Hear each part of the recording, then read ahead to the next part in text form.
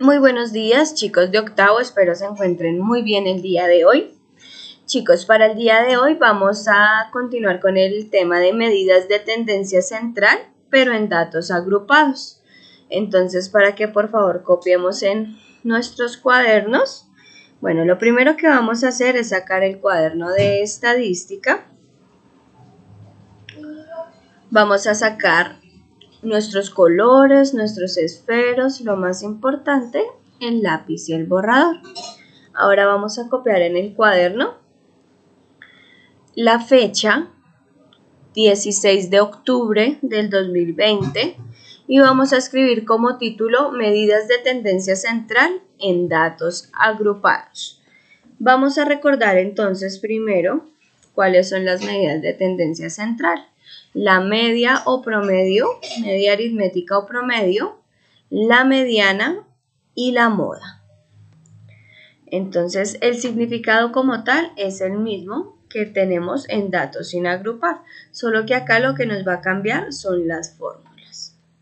Con respecto a la media o promedio aritmético, entonces tenemos tres variables diferentes, que es la x sub i, la f sub i y la n. La x sub i significa la marca de clase, la f sub i significa la frecuencia absoluta y la n va a ser la cantidad de datos o de muestras que nos dan en un estudio estadístico. ¿Cuál sería la fórmula? La fórmula sería esta que tenemos acá. ¿Listo? Entonces, media, seguimos simbolizándola de la misma manera, x con su cejilla, igual a la sumatoria, ¿cierto?, de la marca de clase por la frecuencia absoluta dividido entre la cantidad de datos. Esta sería la fórmula que vamos a hacer cuando tengamos que resolver un ejercicio con media o promedio aritmético en datos agrupados. ¿Listo? Yo los invito por favor a que copien en sus cuadernos ordenadamente para que me envíen las evidencias de los apuntes.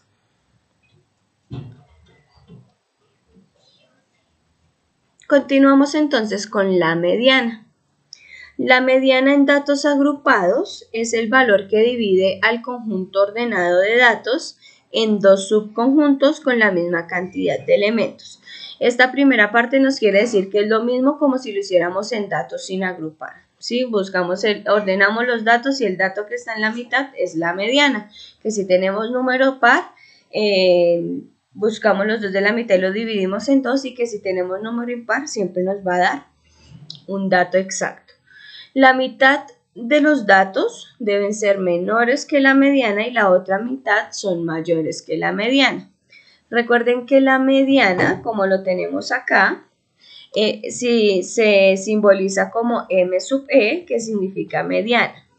La fórmula va a ser esta. L sub inf significa límite inferior de la clase de la mediana.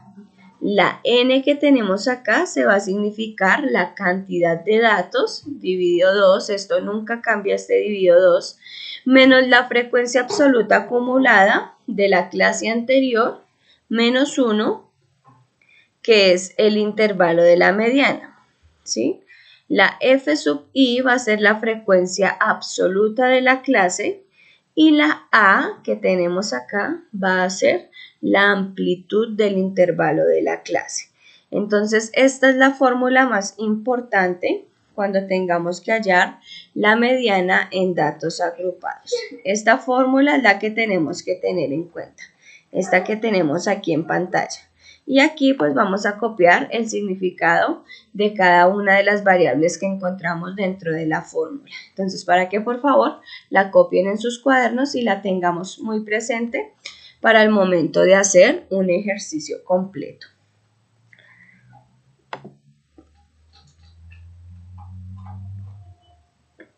Ahora tenemos la moda en datos agrupados.